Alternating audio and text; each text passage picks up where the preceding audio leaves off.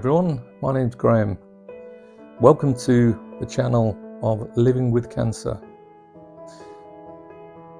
I'm going to take you through a journey which I went and are continuing to go on in relation to a diagnosis of stage 3 cancer in the prostate. It's an aggressive cancer and it's something you can describe as a journey. My journey began in 2022, August last year, and it was a familiar story of feeling down, feeling run down, having backaches, catching colds, little things like which would become an annoyance for you, going to the toilet several times in an hour. And in my case, it was I'm getting old, or I'm feeling just having a bad week or a bad month, or I need a holiday. I would have never have thought I would be going through the early stages or the late stages of an aggressive cancer in the prostate. So what I want to do is start by going back probably 6 months before the diagnosis and tell you a little bit about what happened, how I actually came to that point of just realizing I had to do something about my health. So if we go back to probably September 2021, bear in mind we were going through several difficulties, whether it's COVID, whether it's the cost of living crisis. COVID had a lot of impact on a lot of people, and you combine that with personal issues people had with their health. It was really quite a distressing time for a lot of people, not just me or my family. So what happened is the continuation of me being run down, feeling down, having backaches, having colds, progressing into flu, having no energy, feeling pretty much rubbish, going to the toilet, but also fitting in your day all these health problems and thinking, what shall I do? I'll take medication, I'll take this, I'll take that, and things don't get better. So I ended up making an appointment with my GP. Now, throughout my life, I've been really quite active, mentally active and physically active. Not really bothered with, aches and strains and things like that. I've just got over them and moved on. Not going to the doctor and not asking for, assistance. But it comes to a point in your life where, you have to start checking certain things in your body, and one of those being your prostate. So I made an appointment with the doctor, and she was a lovely lady, she really was. And she said, Graham, have you had your MOT? Meaning my body MOT. And I said, no. Well, what we're going to do, we're going to send you off and have your bloods done. Now, I had an indication because she said, look, we're going to do your prostate, we're going to do your kidneys, we're going to do your all the other things that are quite important to your well-being. And had those done, and I remember distinctly after about a week, I had this phone call came through, and in the back of my mind, I knew something was not going to be right. And sure enough, she said to me, Graham, you've got a high level of PSA. That means, there is detection of cancer in your blood cells. And she said, it's abnormally high. So what we're going to have to do, and I remember this, she said, we're going to go on a journey. And that meant she was going to refer me to the hospital. So what I'm going to do is these video diaries I'm going to record. It's very much about the emotions from when I was diagnosed, going through up to present day and beyond. And there's a lot of emotions that go through as you go through these stages of being tested. And if you catch prostate cancer early, you know, it's still the same journey, but you have to go through the emotions of it all. Now, mine was an aggressive cancer, and I don't want to tell you too much at this moment in time, but there are a whole host of psychological issues you go through. You go through periods of loneliness, dark periods, jubilation. You know, you go through highs and lows that you can't really imagine. And that's all because when you get that stamp of you've got cancer and this is how we're going to treat it and this is what you got to deal with, it's an awful lot for a person to go through. And I don't think there's many men out there who have openly discussed how they feel, what they went through. And I want to share this because you're going to see when I talk about these things, you're going to see that it is a lonely place. It is a place that changes you. Cancer changes you. It changes the prostate cancer, it changes you physically and mentally. You know, I'll give you a quick insight. You grow breasts. You get fat. You're not the person you were 5 years ago, 2 years ago, 1 year ago. It's something that is put on you, and the demands of it can wear you down, and it does wear you down because it's so intrusive. It changes you, and I'm going to tell you things that, you know, impacts your family. And it's not all bad. There's very good things. The support is there if you need it. And I won't, you know, beat about the bush. The NHS were fantastic with me. They made my life, and they fast-tracked the whole process really quickly. But you have to deal with the things behind the scenes, the things of going home, still carrying on with your life, or you just curl up on the sofa and watch movies, Netflix. I didn't do that. I sincerely looked for something as a distraction. And the distraction was I had to carry on my daily life. I became a stay-at-home dad. I started cooking for the family. I made sure, you know, I took over the day-to-day running of the house, took the boys to school, breakfast, lunch, dinner. And you're going to see on this channel, there's going to be me cooking in the evening for the family. Now, it's not a cooking show. It won't be a cooking show. It will be good ingredients, cooking for the family with a bit of a twist. Lots of fun doing it, and hopefully that will be an easy version of how to cook a meal. It will be no more than 20 minutes. It will cost no more than £7, and it will be hopefully something that you might use. You know, let's go back to cancer and make it plain here. I'm not giving advice. I'm not going to give solutions. All I'll do is tell you the story through a diary, one episode a week, of how I went through cancer and still are going through cancer. No bones about it. I'm still having issues to this day. The other episode will be about the cooking and how that's going to help me and my family cope with the condition I'm going through.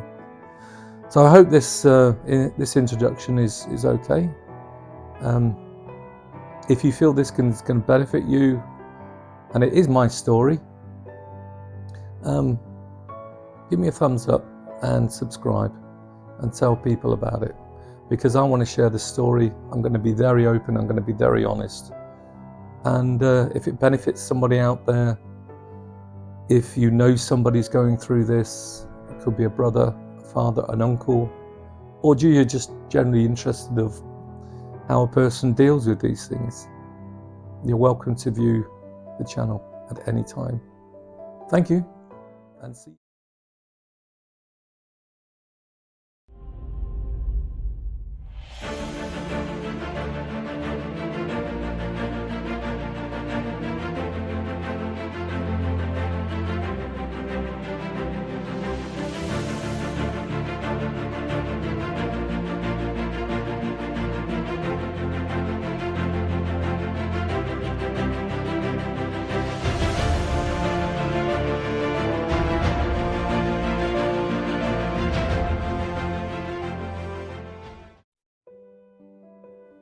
Hello everybody, Graham here.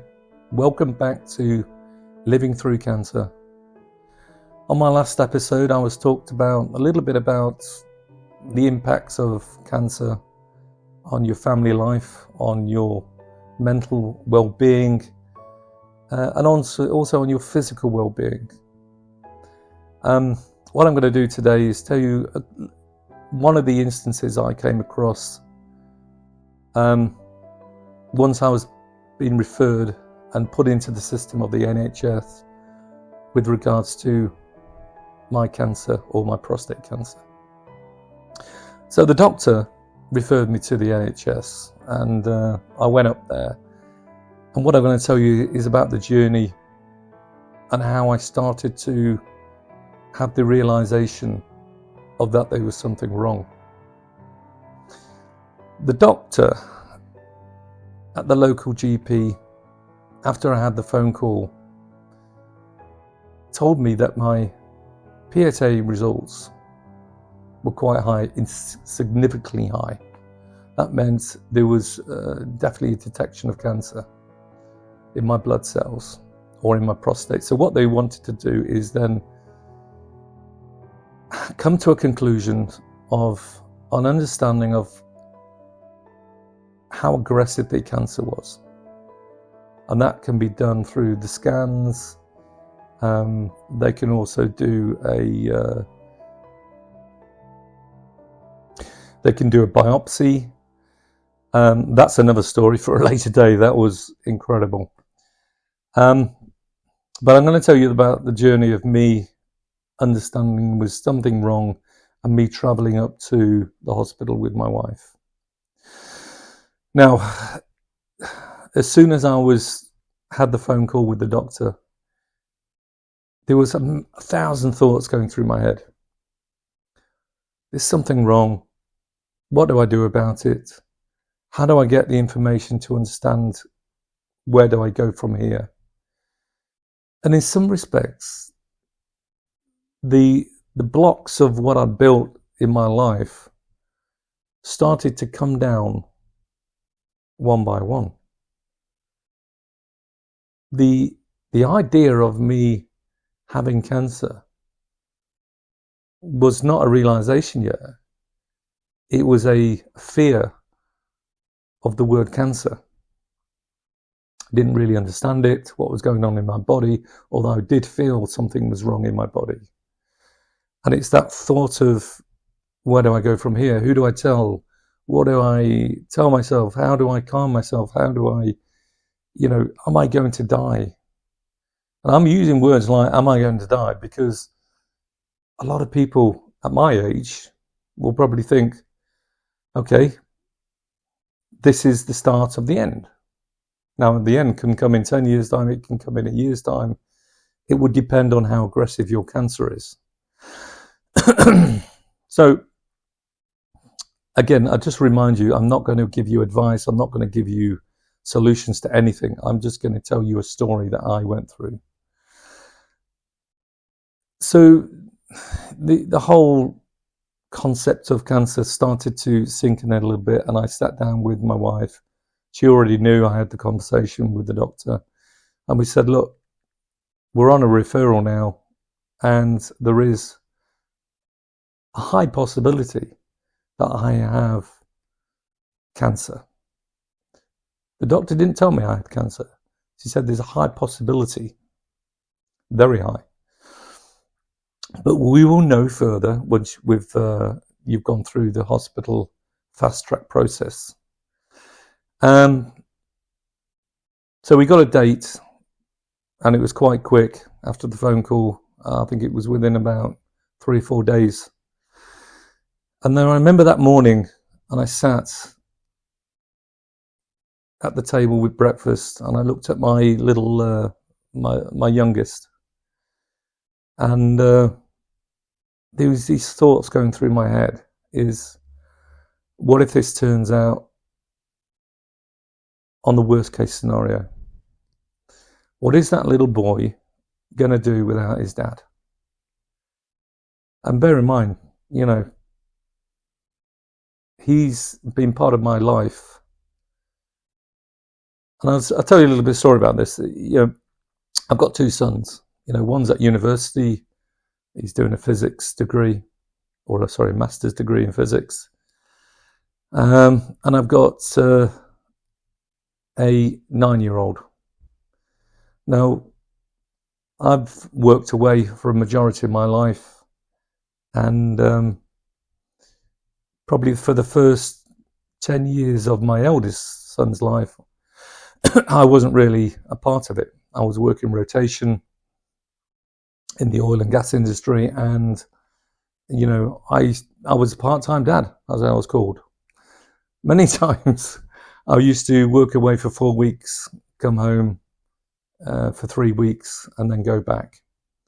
So the first 10 years of my eldest son's life, I wasn't really a part of it. So this carries on to the part where I took a contract in Australia, and we went as a family unit, and we were over there for 3 years, and my wife fell pregnant with my youngest, and we decided to come back after the contract had finished in 2014 and set up life here where we are now. And my youngest was born, and at that stage I had the feelings like I needed to take quite a long break. I was exhausted. And my wife was eager to go back and start her career up again. And we basically reversed roles. I became the stay-at-home dad, purely because I'd missed out so much on, you know, my eldest son's life and growing up. So I wanted to have that experience. So we reversed the roles. My wife, after 6 months after the birth of my youngest, she went back to work. And it worked very well, although we were both quite exhausted from the whole experience of moving house and changing the lifestyles from Australia back to here. There was an awful lot to do, and it was an adjustment period. And that little period of our life started in 2014. There was very much a period thereon after of resettling ourselves, re-establishing ourselves, getting used to the reversing of roles, and me growing into a role that I really had very little knowledge about. It was a newborn baby. Don't get me wrong, my wife was a huge part of that process of his, you know, first 6 months. Sleeping patterns, you know, or probably the lack of sleep. The reason I'm telling you this is because while all this was going on, the cancer had already started in me, in my prostate. Because when I was diagnosed, it was stage 3, possibly stage 4, because it was very, very close to the bone, if not already attached itself to the bone. It had erupted out of my prostate, and it was spreading through other parts of my body, and they were very concerned about it attaching itself to my bone, to the bone. But just skipping back and understanding the process of, getting used to my new role as a stay-at-home dad, raising my youngest, that went on and is still ongoing. And the bond I had with both my boys, is beyond anything you can understand when you're confronted with cancer, and an aggressive cancer. Because when I sat at that breakfast table and I looked at him, it was really quite a vivid thought of him growing up and going through school life without his dad. Now that is something not many people have to contemplate. And certainly a young child losing his father is just as much as an impact as me knowing that I won't be around. So that was a wake-up call. It was a huge wake-up call on that morning, having breakfast, knowing that I'm going to start this journey going back and forth to the hospital. Having scans, bone scans, ultrasounds, all these things. That just adds the next layer, and the next layer, and the next layer, till they get to the point where they're going to tell you exactly your situation, and then how they're going to move forward on the treatment. But these are all going to be later episodes, and you're going to see some fascinating stuff, or you're going to hear some fascinating stuff, some really quite funny scenarios and conversations I've had. And it is a diary of me going through the last 14 months and before that, which will help people if they know somebody, or if they have a brother, a dad, or somebody they know. It just softens the blow a little bit, because what I went through is not everybody's journey. Probably some people have a lot worse than what I've gone through, and some probably deal with it a lot better. But you have to confront your emotional state sometimes, because it does impact the family, and it impacts yourself. And if you keep it all in there, boy, you're heading in a pretty rocky road. I want to emphasize again, I'm not trying to educate anybody. I'm just telling my story, and I hope it helps people as we move along. But if you like this, and you think it's a story that you want to share with me, give me a thumbs up and subscribe. It really helps me. So that's it for today, and we can carry on a bit more in a week. I post one a week, and also post a cooking time with me and the family. So thanks again.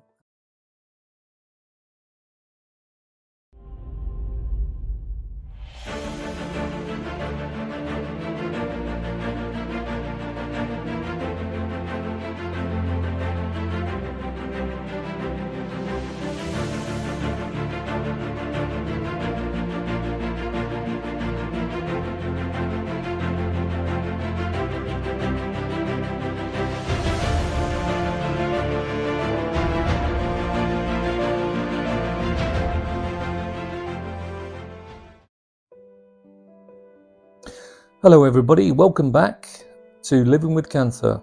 Graham here.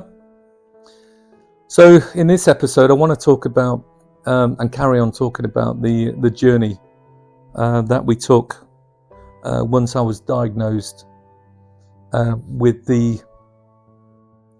or as the doctor said, a possible risk of having prostate cancer. We all know, and I think I covered this in the last episode, is that it was a high possibility, and the reality is that I did have cancer, but they didn't know of what degree. And I'll go back to the point where we were, having breakfast on the morning, and we were going to go up to the hospital. So my wife and I, we got in the car. It was a sunny morning, I remember, and it was a drive of about 25 minutes up to the local hospital. An appointment was set for quite early in the morning, and it was a conversation I thought we can have in the car, and we can sort ourselves out and get ourselves prepared for what was up and coming. Not just on that morning, but we can probably have a chat or understand who we're going to tell. Who do we, this magnitude that's about to erupt in our lives, who do we tell about it? Who do we want to talk about it? Do we wait until we fully understand how aggressive this cancer is? Do we just go and tell everybody in the family and let them know that, I have cancer? Now, one of the things that, men have difficulty with is accepting something and allowing other people to understand it as well. The reason I say that, because I had that same reaction. And that is something, whether it is right or wrong, what I'm going to tell you is, I still can't come to that conclusion whether I did the right thing or the wrong thing. It was something that I felt was right at the time, and I probably still think it's right today, but who knows? I don't know what other people in the family thought about it. Anyway, we took off, dropped off my little one to school, and he didn't know, he didn't know what was going on. And we had a conversation in the car it was a conversation, but it was more about me telling my wife, and my wife's a great listener. She'll listen and give advice, what she believes is right for us and the family. But I said to her, look, I don't want to tell anybody. I didn't even want to tell my eldest son, and he was at university. I didn't want to impact him. I didn't want to impact the little one, my youngest. And my wife said, look, he's my eldest. He's an adult now. He deserves to know. He understands, and he'll it won't impact him, but he will need to know what's happening with his dad. And after a bit more of a conversation about it, I understood, she was right. He's an adult. I can't treat people or try and protect them. They get to an age where they can understand things, they can accept things. And what made me feel better was I went back to a conversation I had with my mother when I was 16, and she told me my dad, had Alzheimer's, or he had a form of Alzheimer's, and it was more, the wasting of the brain at the front of the brain, and he was going to die, It just so happens he lived for another 20 years. it was really quite, shocking, because I guess medicine in the earlier days wasn't as precise as what we know now. And I accepted it at that age. I was wrong to think my eldest couldn't cope with something like this. But I was more to the point, and my point was, do we tell him why he's going through his education, and can he cope with it, and it won't affect him? And we told him. I told him. I sat down with him when he came home, and I just sat with him and said, look, this is what's happening. And he was really quite good about it. One of the things that he told me was, Dad, are you going through any pain with it? He wanted to know if I was, having pain, having discomfort, or if there was any hurt going on in me. And there wasn't. It was all in my head. The psychological effect was more effective. It was affecting me more than the actual process, what was inside me. But I will tell you later on, in another episode, what happened to me one day that caused me excruciating pain. Anyway, let's not diverse. The next conversation in the car was about who do we tell and who don't we tell. And it came down to, we were only going to tell a very small, close-knit families who we were close to and who could cope with it, and I could cope telling them with. And I said, look, we can't tell our youngest. He won't.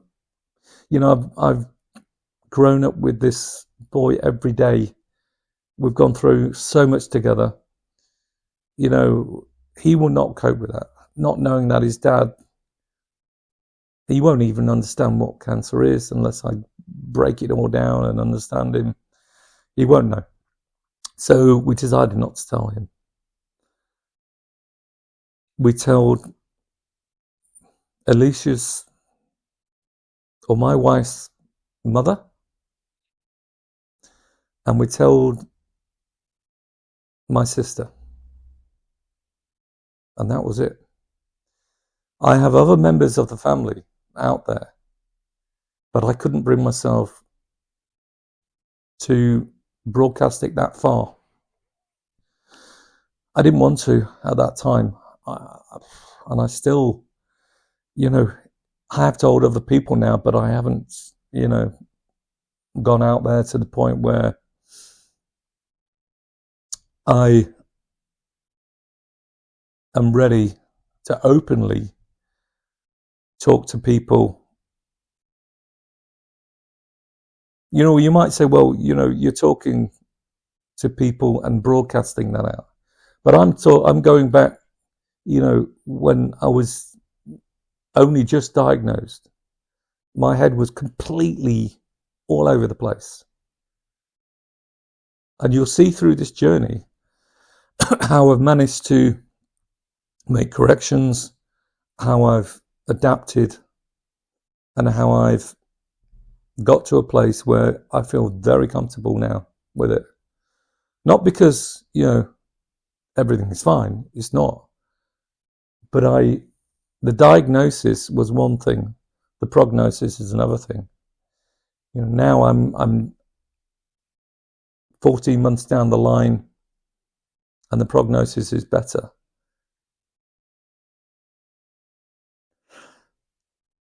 Just going back to the journey, it was the drive was like, it lasted forever. And the conversation, we talked and we got a few things in place. that readied us for the next stage at the hospital. And if my wife wasn't there, and if I didn't discuss just the little parameters around what we were going to do and put some boundaries of how we're going to do this, you can just break down. You can just go into, panic mode. You can go into, everything's heightened. Everything's like, you go into a stage, or you could go into a stage where you're only reactive. You're reactive to everything. You weren't actually sitting down and saying, this is where we are now, and these are the journeys, and this is where we're going to hopefully end up. Listen, this is all from the heart. I'm not making this dramatic. I'm not telling you things that are,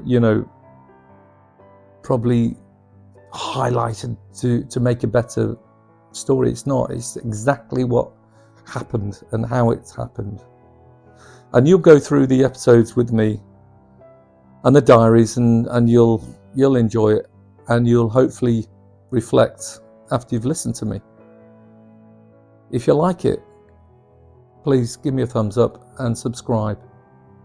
It helps me get my message across and know that people do generally understand what a person can go through, not just me, but the family. Thanks again, and I'll see you in the next episode.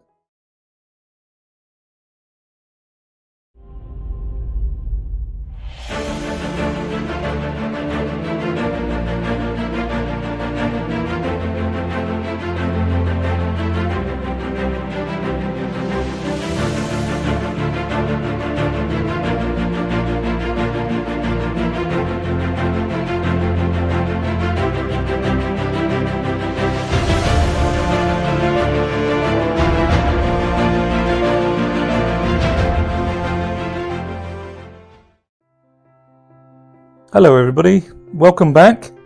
Graham here. Welcome to episode 4 of Living Through Cancer. Now today I'm going to talk about me having my first scan in the NHS to obviously give me a full diagnosis of what I already known to have a high risk of having prostate cancer.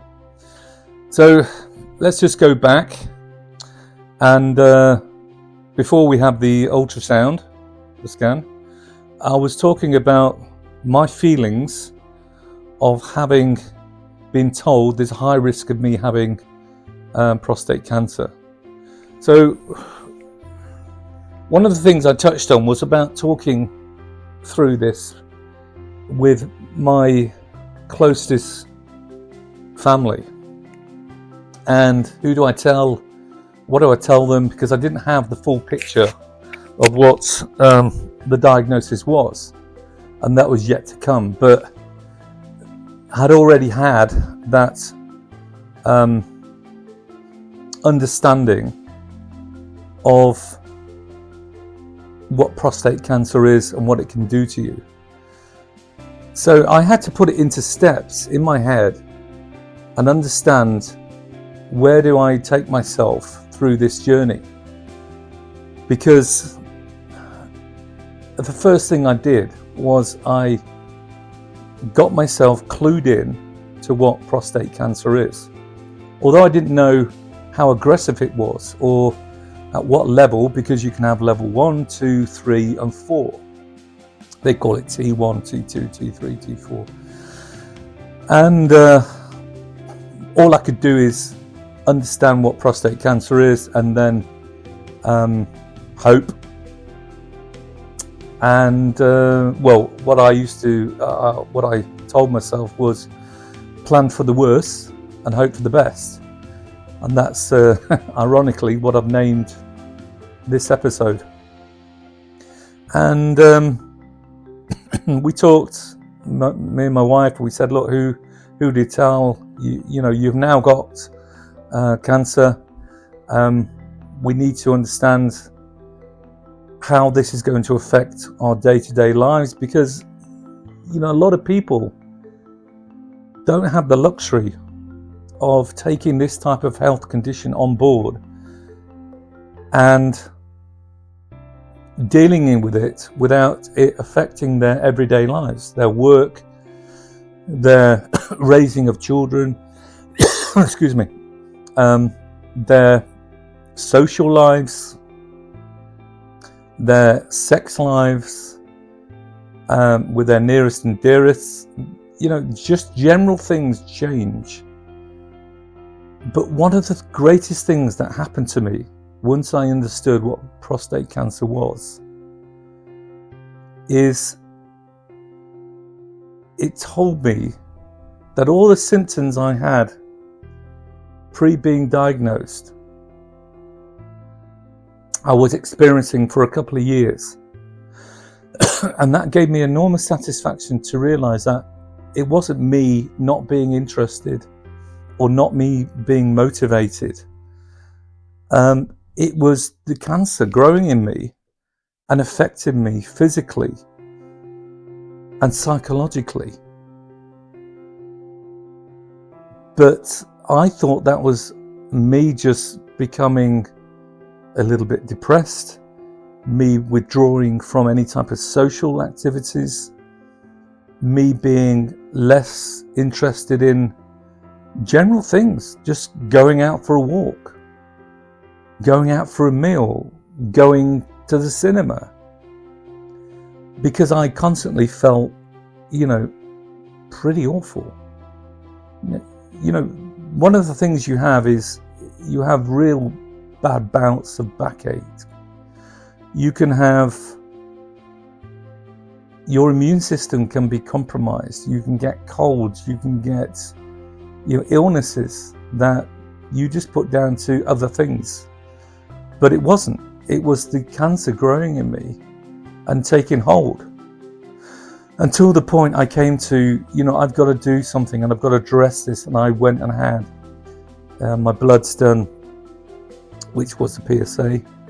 And that's how I got onto this of understanding there was a high risk of me having cancer through the PSA test. And I look back and I think, oh God, I just couldn't come to the point where I could carry on with my health the way it was without having some understanding of what was happening to me. I mean, crying out loud, I was only 58, 57 when I was diagnosed, and that's, pretty young. And for an adult male, that was young. One of the things I'm eager to tell you is once I was in that system of the hospital, I went for, several scans, a quite an intimate process called the biopsy, the MRI, and the scans to understand, the first scan to understand, at what level had the cancer taken hold in my prostate. And all those little journeys have another layer of understanding of what cancer is, or the prostate cancer is, which then add layers of insecurities or vulnerability of how do you proceed forward. And that's all it is. It's working out, how do I bring this in, embrace it, this stamp I've been put on me, to be part of my day, understand it, physically take on board what it's going to do to me, and psychologically what it's going to have an effect on me and the people I love around me. And before in the last episode we were up at the hospital, and I got to the stage where I was having my first scan,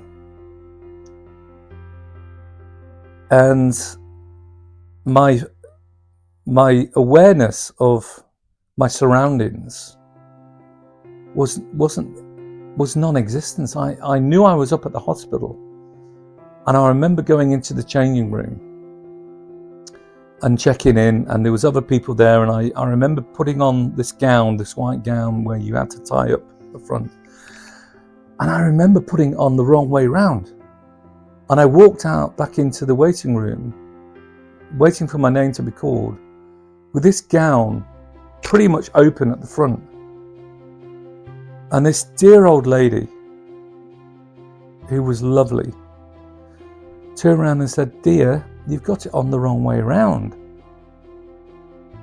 And I just turned around, walked back, and I felt, like just laughing out loud.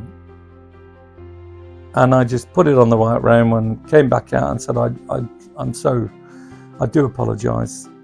Thank God I had my pants on.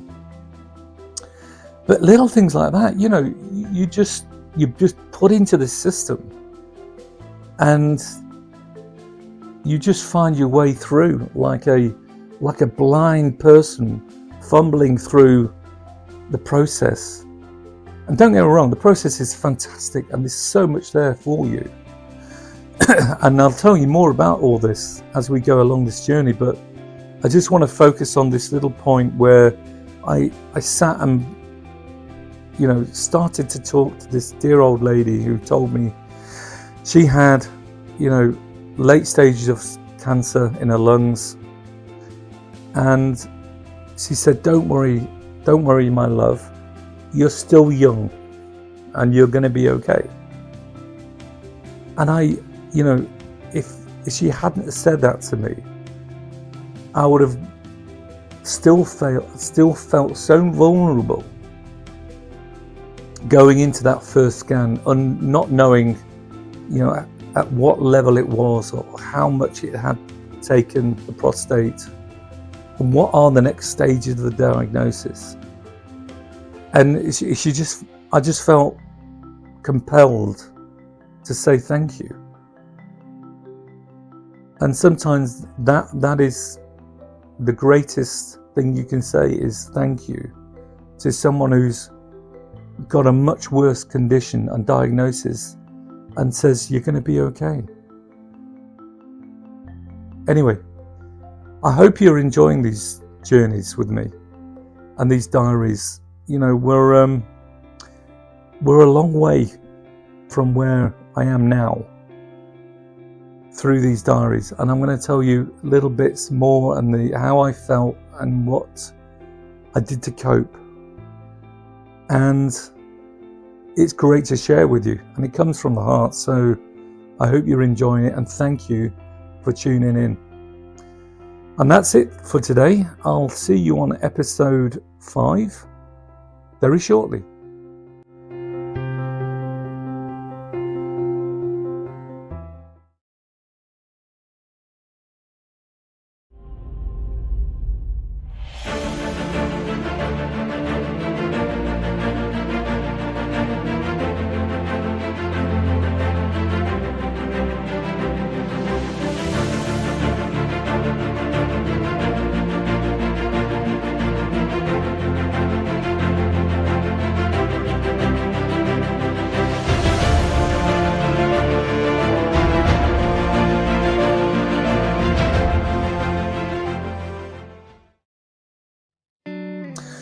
Hello everybody, it's Graham here. Welcome back to the channel, and it's episode 5 of Living Through Cancer. So I do recall the last episode where I was talking to a lovely old lady, and we were in the changing room waiting, and she said some very reassuring words to me. And the only thing I could say was thank you. But it meant so much that day, and it did calm me down an awful lot.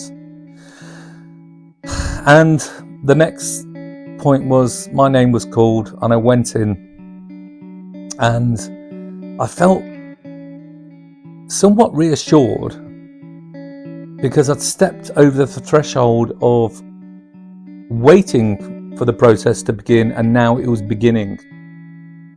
And I remember seeing the machine, and it was huge, absolutely ginormous, and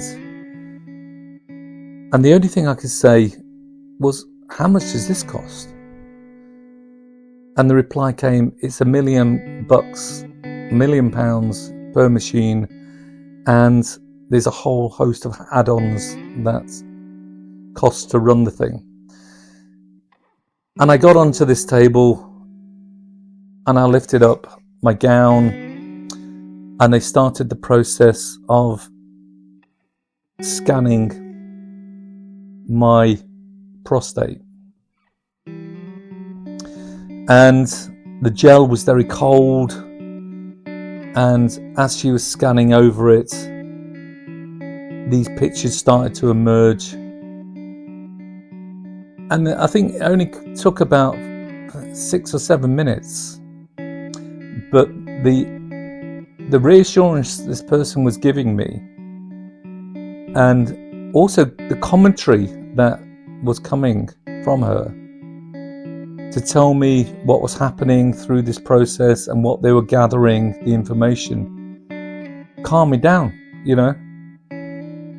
it was a case of, now I'm in the system and I'm going to be cared for. The only thing I have to understand is, how am I going to deal with the emotional turmoil that comes along with all this?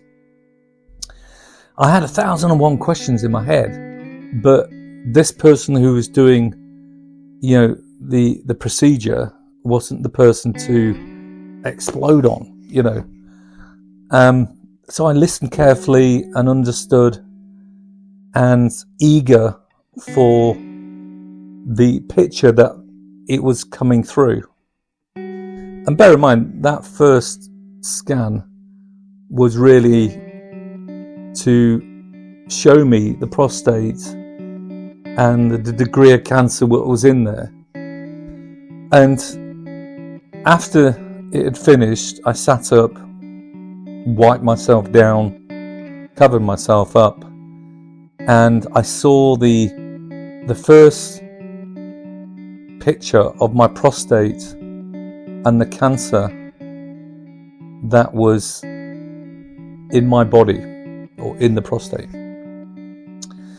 And you could see clearly on the left-hand side, it was very dark. And she pointed and said, that is the cancer. And also it had actually managed to break through the prostate and come out. And you could see areas around the prostate, very close to the bone, that was in there. And she didn't tell me what level of cancer it was, was it T1, T2, T3. But the word she did say, it's aggressive. And those words I took back home with me, which then opened a whole new picture of,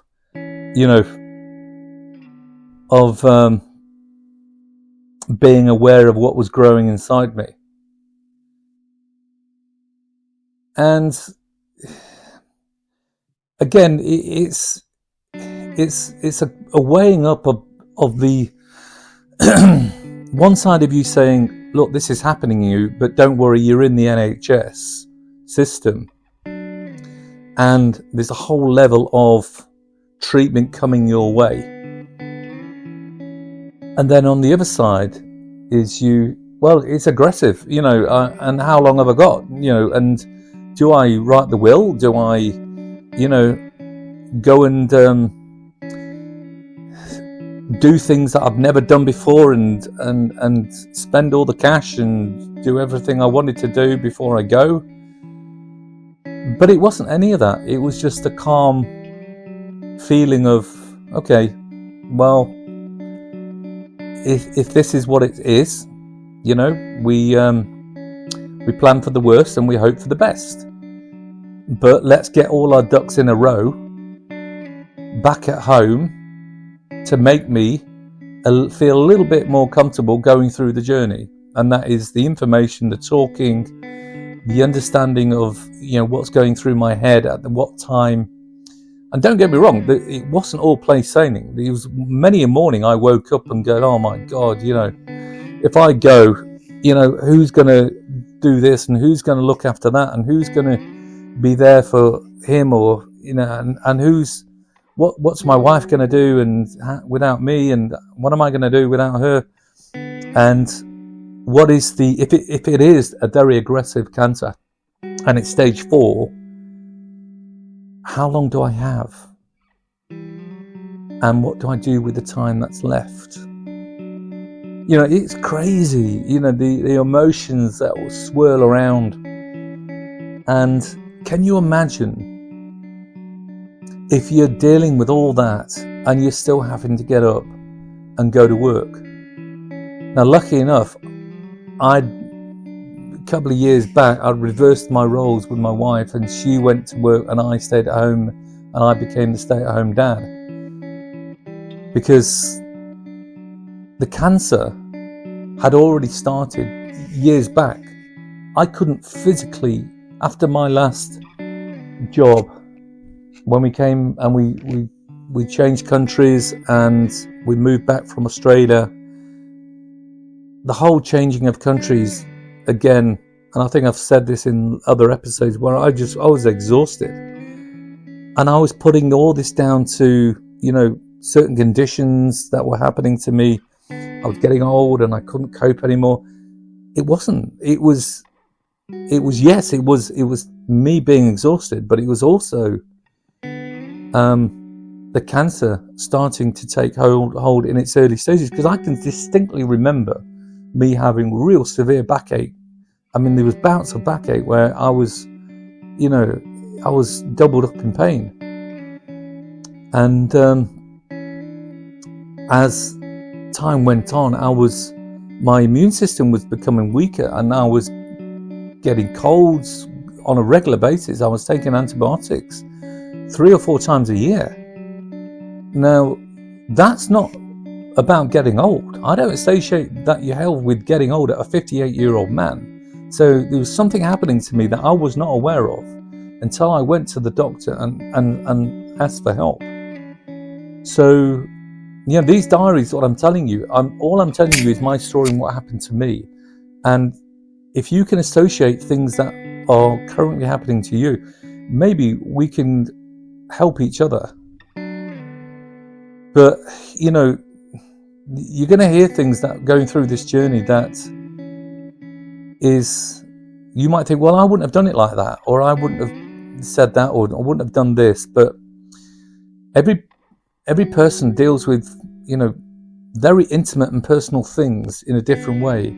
And prostate cancer for a man is very intimate, very personal, because it affects you physically in ways I'm going to tell you that you're going to, oh boy, And if you don't deal with them, you're heading for the rocks. You've got to deal with them and talk about it. That people can relate to you. And that's your closest and nearest and dearest, your wife, is the one who is affected most.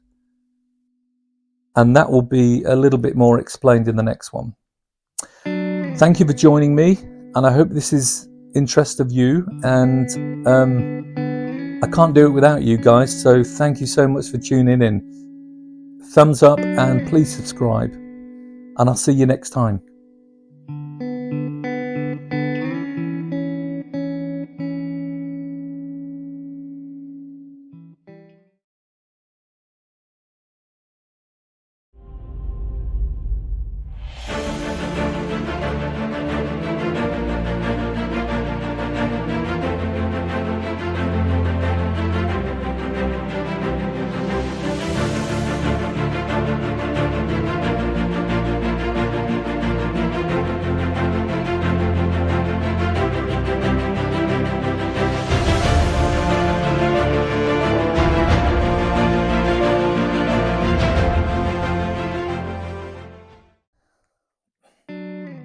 Hello everybody, it's Graham here.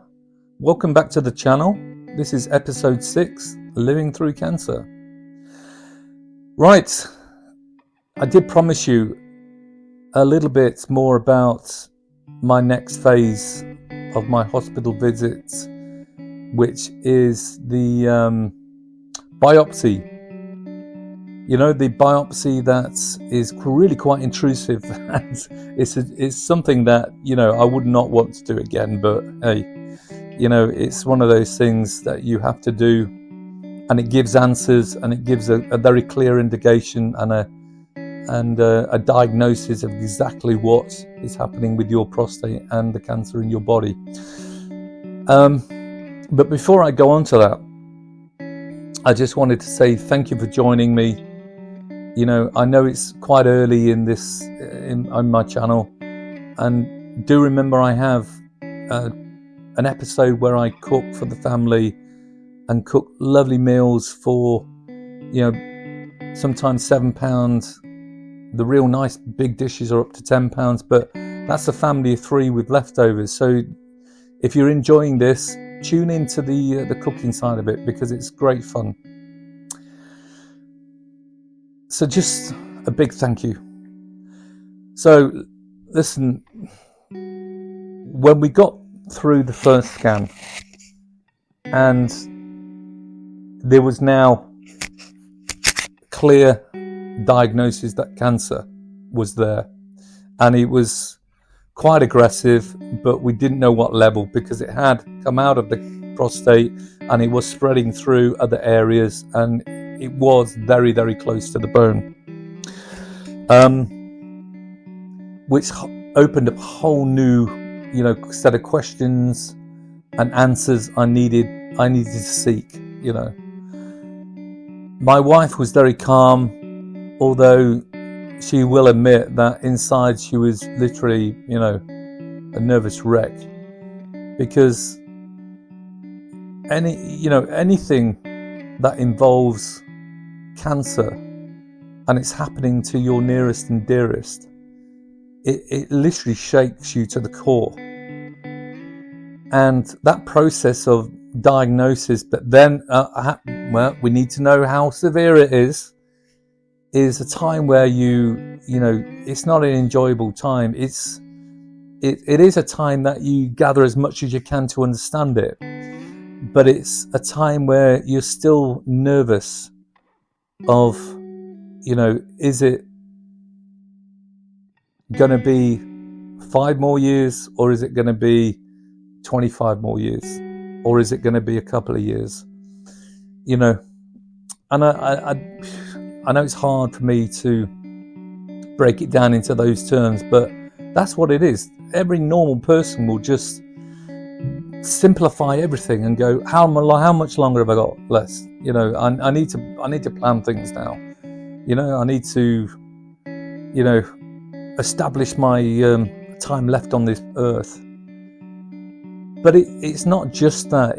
You have to be very mindful of the people around you, and that was one of the things that I, to this day, I'm thankful I was steadfast in. I did not want to change my daily routines. I did not want to show weakness. I did not want to show that I'd given up, rolled up on the sofa, turned the Netflix on and wrapped myself in a blanket.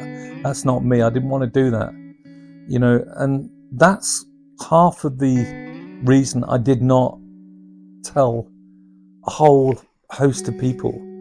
You know, I told a very small circle of people that we do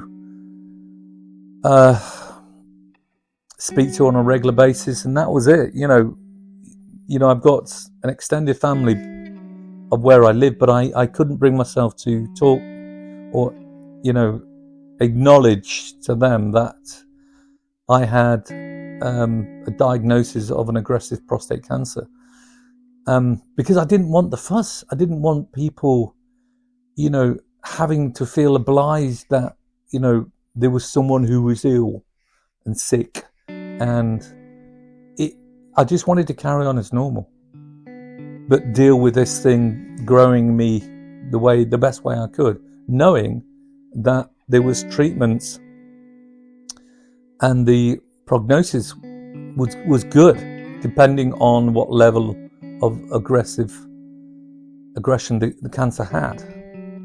Now, bear in mind, I already knew it had actually come out of the prostate and it was spreading. But, you know, hey ho, you hang on to the hope, and, you know, let's see what the next stage brought. Now, that next stage was the biopsy. So about 3 or 4 weeks later, we got the appointment for the biopsy. And bear in mind, I didn't know really what a biopsy was, certainly not one of the prostate. So I hurriedly went on YouTube, watched a tutorial of what it is and what the procedure is, and thought, oh well, this is going to be new. This isn't something I've not experienced before. And but it will give me answers, and it will give the hospital answers that they needed to really diagnose and sit down with me and say, look, this is what you've got, and this is how we're going to move forward. And the reassuring thing is that once I'd, been labelled with that cancer, I knew there was a whole new family out there of people who, have cancer, prostate cancer, men. And one of the big things that it does to you, it robs you of your physical stance. It doesn't just take the psychological structure away from you. It takes your physical manhood away from you. Because once you've been diagnosed and, you go through that, this is the treatment. This is your treatment plan. Radiotherapy, and then you go on, or you start the tablets before you have the radiotherapy, and then you progress after the radiotherapy onto injections, hormone injections. And that is one of the biggest things I'm actually currently struggling with now. It's the hormone injections, quarterly injections. They do explain an awful lot for you. They lay it out, they give you booklets, they give you, whole heaps of information. And, they make it very clear that there's groups and talk groups and all these other things that will help you come to terms. And I love that word, come to terms with it. I was starting to come to terms with it, when I stepped out the GP surgery. How well I came to terms with it is a whole different way. But the bit about the biopsy was again another journey up there. And again, we knew a bit more about the whole cancer, and we ticked certain boxes. Now, me and the wife, we were talking about it. We had a bit more information, and we're starting to piece together how our lives will change, for better or worse. But we were going to go through this process. And I remember one of the tutorials I saw, and I remember it saying, depending on how aggressive it is, it's a 5-year treatment journey. And I thought, God, how am I going to do this for 5 years? But there's something in your brain clicks over and says, yeah, you'll be all right. You're going to do this. And you'll have people around you who are going to help you all this. And there was degrees of calmness. But every now and again, something will pop up or a trigger would happen that would send the alarm bells running through me like you wouldn't believe. And our family is set up in a way that if I'm nervous and if my family sees me, panicking or starting to break down a little bit, it's like dominoes for them, that they feel it as well. So, the biopsy was something that was coming up, but will give us an awful lot of more answers. But we weren't sure which way it was going to go. Anyway, thank you for joining me, and we'll see you on the next episode. And I'm loving this, talking about it and having someone listening. Thank you so much, and see you next time.